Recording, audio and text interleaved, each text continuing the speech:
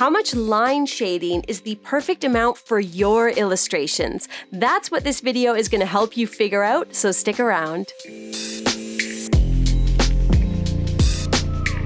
Hey friends, welcome back. My name is Shayda Campbell, and the question in today's video is to shade or not to shade. I feel like I could make a joke about my name, like to Shayda. Yes, that's a yes, but shading, we don't know. That's up to you. Okay, that was really cheesy, but this video is all about whether or not you want to add a line shading to your floral illustrations, to your contour drawing. This is a choice you get to make as an artist, and hopefully this video will help you decide what your style is all about. What we're going to do is create two drawings that are essentially the same, except one will have shading and one won't. So here are the supplies that I'm using and that you can use too if you're following along. I have some paper. This colored pencil sketchbook is actually my favorite for drawing with pen. It's got a nice toothy paper. What else are we using? You'll need a pencil and eraser. I like to use a mechanical pencil, and you need a couple fine liners. These are artist pens that come in very precise nib sizes to give you a wonderful amount of precision. So the nib sizes are actually written on the pen there. I have a 0.7 millimeter and a 0.5 millimeter. That's for my contour drawing. And then I have a smaller nib, like a 0.2 or 0.3 millimeter. Those are the nib sizes I like to use for shading. So you want at least two fine liners, a larger nib for the contour drawing and a smaller one for shading. Okay. Let's begin by working out our floral illustration. Now, I like to start in pencil and I like to create a guide. And the guide for me, I just place circles and ovals where I want each flower to sit. So a large circle means a large flower. An oval will be a flower on an angle. Once I've placed a few, I begin to mark where the center of the flower sits. And for these flowers that are on a bit of an angle, the center sits quite low, and you'll see how that works when we start putting the petals in. I do have a lot of videos about this, so I'm going to sort of breeze through it, but I want to share the steps of creating a contour drawing with you because the first illustration is just a contour drawing, no shading.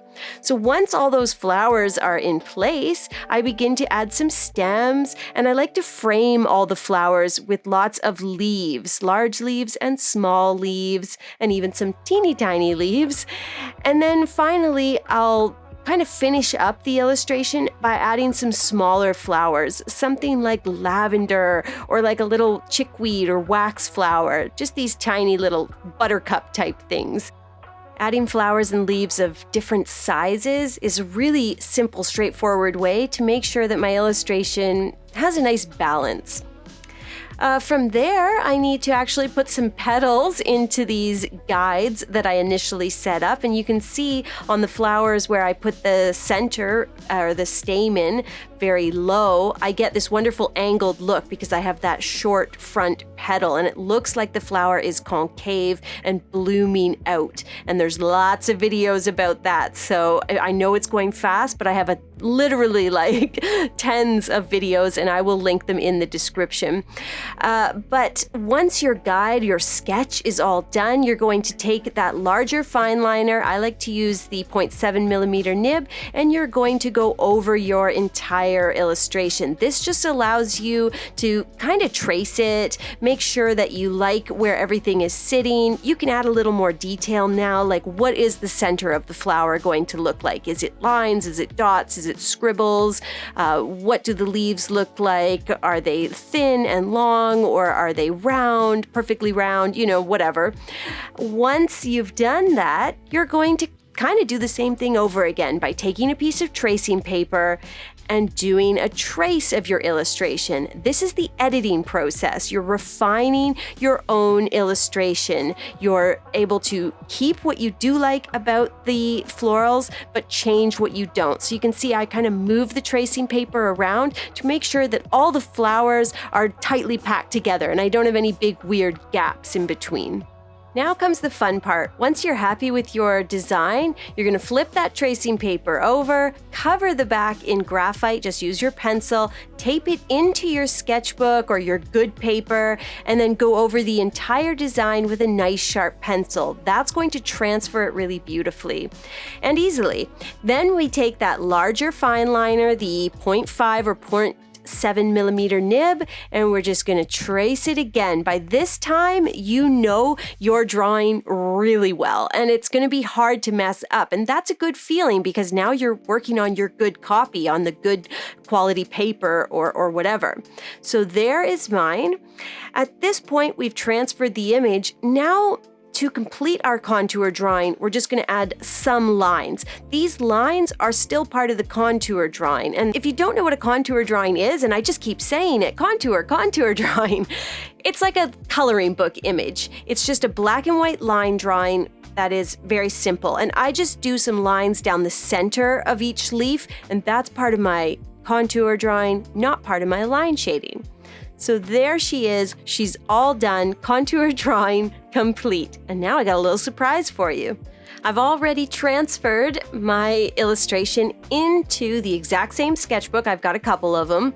And so you'll be able to see very clearly once we add line shading to one of them, you know, basically how different and how much that shading can change your illustration. So I have my smaller fine liners there. The 0.2 and 0.3 millimeter are ready to go. And I'd like to show you how I add line shading to an illustration, and I'll keep the contour drawing on the right so that you can kind of look back and forth. Now, I always like to darken the leaves. In a black and white illustration, for me, darkening the leaves is a great way to show kind of what is leaf and what is flower. So if all the leaves are a little darker and all the petals are a little lighter, it's a nice way to add contrast and differentiate between leaf and flower.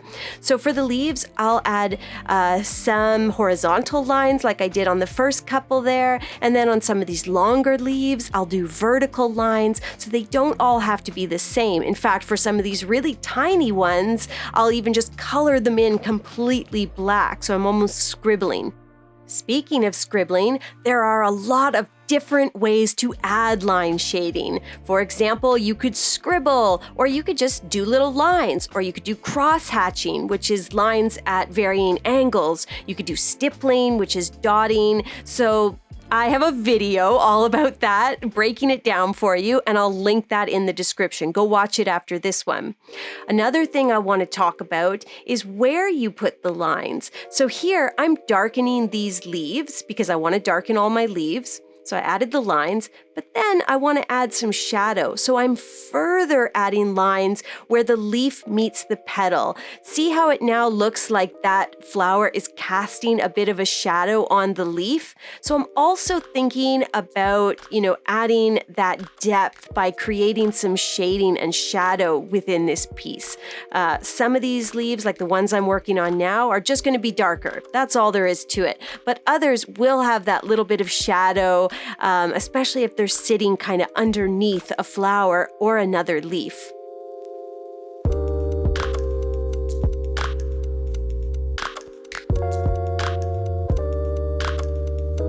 Okay, now that I've added line shading to the leaves, I want to add a little bit of line shading to the flowers. And I don't want to go quite as dark. So here, what I'm aiming to do is to show shading like shadow and a little bit of texture. So I like to add a lot of lines right around the center of the flower, the stamen, to show that the flower is concave and the light isn't going to hit right in the center. So there's this little burst of lines coming out from the center of the flower on each petal. I also place lines down the center of each petal to show that the petals are a little textured, they're ruffled, they're not perfectly smooth. So I'm just doing some light shading lines on each of the flowers to hit those points, kind of show the concave nature, show a little texture, but I'm going very light. When that's complete, I like to step back and think, do I need a little branch or flower anywhere else? I just don't know. I felt like I needed one right here. Tiny little leaf. And that's it.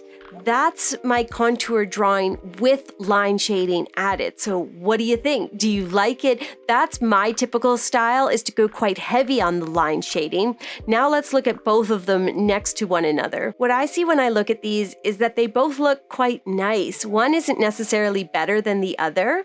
I love to add that line shading, but you may decide that you prefer just a nice clean contour drawing, or you might be somewhere in the middle where you add a little bit of cross-hatching or a little bit of stippling or scribbling or line shading, but you don't add quite as much. It's very rewarding to play around with this sort of stuff, practice different styles and different amounts of line shading. Even within my own work, I see variance and variation on that.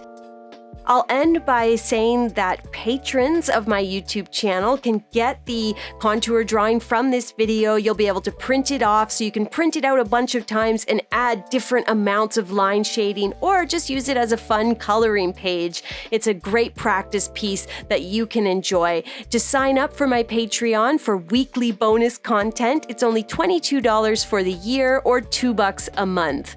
Head over to patreon.com/Shayda Campbell to check it out and support this channel. Thanks for watching, friends, and I'll see you soon with a new video. Take a second and hit that subscribe button.